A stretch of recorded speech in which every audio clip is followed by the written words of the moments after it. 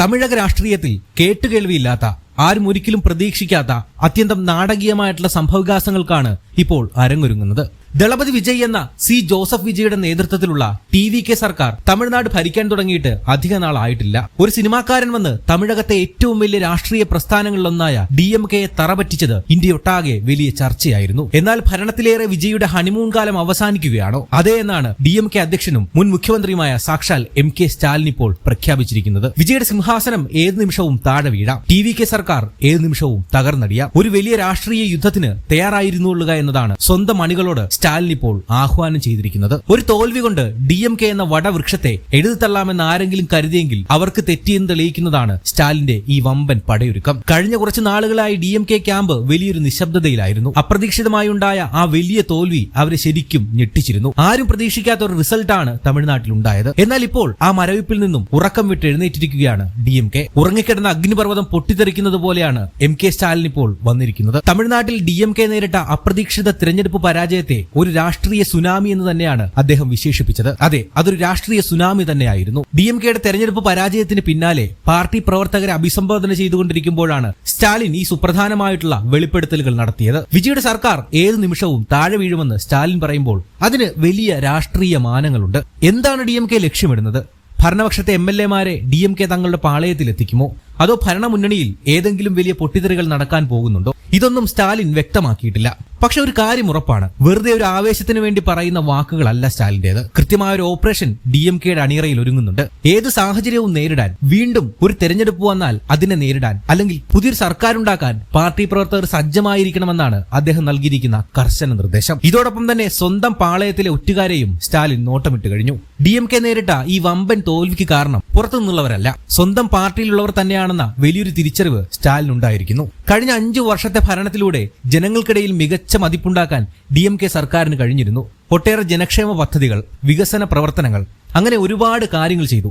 എന്നിട്ടും ആ സൽപ്പേര് ഒരു തിരഞ്ഞെടുപ്പ് വിജയമാക്കി മാറ്റാൻ പാർട്ടിക്ക് കഴിഞ്ഞില്ലെങ്കിൽ അതിന് ഉത്തരവാദികൾ പാർട്ടിയുടെ താഴെത്തട്ടിലുള്ള നേതാക്കൾ തന്നെയാണെന്ന് സ്റ്റാലിൻ യാതൊരു മറയുമില്ലാതെ തുറന്നടിച്ചിരിക്കുകയാണ്. മന്ത്രിമാരായിരുന്നവരും ജില്ലാ സെക്രട്ടറിമാരും ഉൾപ്പെടെയുള്ള പല നേതാക്കളുടെയും അഹങ്കാരവും ജനങ്ങളിൽ നിന്നുള്ള അകൽച്ചയുമാണ് ഈ പാർട്ടിയെ ഈ ഗതിയിലെത്തിച്ചത്. ഇതിന് കാരണക്കാരായവർ എത്ര വലിയ കൊമ്പന്മാരായാലും അവരുടെ കസേര തെറിക്കുമെന്ന് സ്റ്റാലിൻ ഉറപ്പിച്ചു പറഞ്ഞിരിക്കുകയാണ്. അവരുടെ പദവികളോ സ്ഥാനമാനങ്ങളോ വലിപ്പ ചെറുപ്പമോ ഒന്നും ഇനി നോക്കില്ല. കർശനമായ നടപടി തന്നെ ഉണ്ടാകും. DMK ക്യാമ്പ് വരും ദിവസങ്ങളിൽ വലിയൊരു വെട്ടിനിരത്തലിനാകും സാക്ഷ്യം വഹിക്കാൻ പോകുന്നത്. ഇത് DMK എന്ന പാർട്ടിക്ക് അത്യന്താപേക്ഷിതമായ ഒരു ശുദ്ധീകരണം കൂടിയാണ്. അർഹതയില്ലാത്തവരെ പുറത്താക്കി പുതിയ ചോരയെ നേതൃനിരയിലേക്ക് കൊണ്ടുവരാനുള്ള സ്റ്റാലിന്റെ മാസ്റ്റർ പ്ലാൻ കൂടിയാണിത്. മാത്രമല്ല, വരാനിരിക്കുന്ന രാഷ്ട്രീയ പോരാട്ടങ്ങൾക്കായി പുതിയ തന്ത്രങ്ങൾ മെനയുകയാണ് DMK. കാലം മാറി, അതുകൊണ്ട് തന്നെ യുദ്ധമുറകളും മാറണമെന്ന് സ്റ്റാലിന് നന്നായി അറിയാം. വെറുതെ കൊടിയും പിടിച്ച് തെരുവിൽ കിടന്ന് മുദ്രാവാക്യം വിളിക്കുന്ന പഴയ കാലമൊക്കെ കഴിഞ്ഞു. വിജയ് എന്ന എതിരാളി യുവാക്കൾക്കിടയിൽ ഇത്ര വലിയ തരംഗമുണ്ടാക്കിയത് സോഷ്യൽ മീഡിയയിലൂടെയാണ്. അതുകൊണ്ട് തന്നെ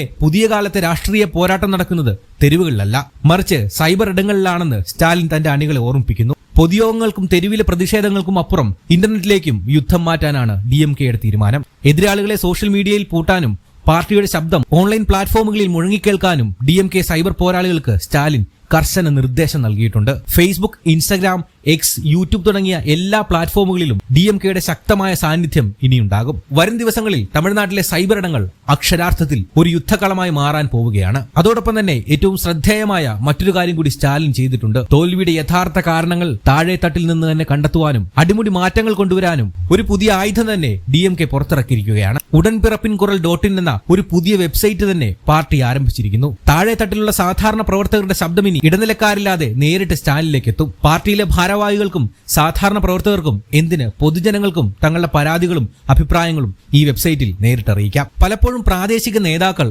യഥാർത്ഥ വിവരങ്ങൾ ഹൈക്കമാൻഡിൽ നിന്നും മറച്ചുവെക്കുന്നതാണ് പാർട്ടിയുടെ തകർച്ചയ്ക്ക് കാരണമാകുന്നത്. അതൊഴിവാക്കാൻ നേരിട്ടുള്ള ഒരു സമ്പർക്ക പരിപാടിയാണ് ഈ വെബ്സൈറ്റിലൂടെ സ്റ്റാലിൻ ലക്ഷ്യമിടുന്നത്. ജനങ്ങളുടെ യഥാർത്ഥ പ്രശ്നങ്ങൾ എന്താണ്, പാർട്ടിക്ക് എവിടെയാണ് തെറ്റുപറ്റിയത്, ആരെയാണ് മാറ്റേണ്ടത് എന്നൊക്കെ കൃത്യമായി മനസ്സിലാക്കാൻ ഈ വെബ്സൈറ്റ് DMKയെ സഹായിക്കും. ഇതൊരു ചെറിയ നീക്കമല്ല, വരാനിരിക്കുന്ന വലിയൊരു കുതിച്ചുചാട്ടത്തിന്റെ തുടക്കം മാത്രമാണ്. ചുരുക്കത്തിൽ വിജയുടെ TVK സർക്കാരിനെ താഴെയിറക്കാൻ സകല അടവുകളും പയറ്റി കച്ചകെട്ടി ഇറങ്ങിയിരിക്കുകയാണ് DMK. തോൽവിയിൽ പകച്ചു നിൽക്കുകയായിരുന്ന പാർട്ടിയെ ഒറ്റയടിക്ക് ഉണർത്തിയിരിക്കുകയാണ് സ്റ്റാലിൻ. വരും ദിവസങ്ങളിൽ തമിഴക രാഷ്ട്രീയം അക്ഷരാർത്ഥത്തിൽ പ്രകമ്പനം കൊള്ളും. വിജയുടെ സർക്കാർ 5 വർഷം തികയ്ക്കുമോ, അതോ അതിനു മുമ്പ് തന്നെ സ്റ്റാലിന്റെ രാഷ്ട്രീയ തന്ത്രങ്ങൾക്ക് മുന്നിൽ ദളപതിക്ക് അടിയറവ് പറയേണ്ടി വരുമോ? കാത്തിരുന്ന് തന്നെ കാണേണ്ടിയിരിക്കുന്നു.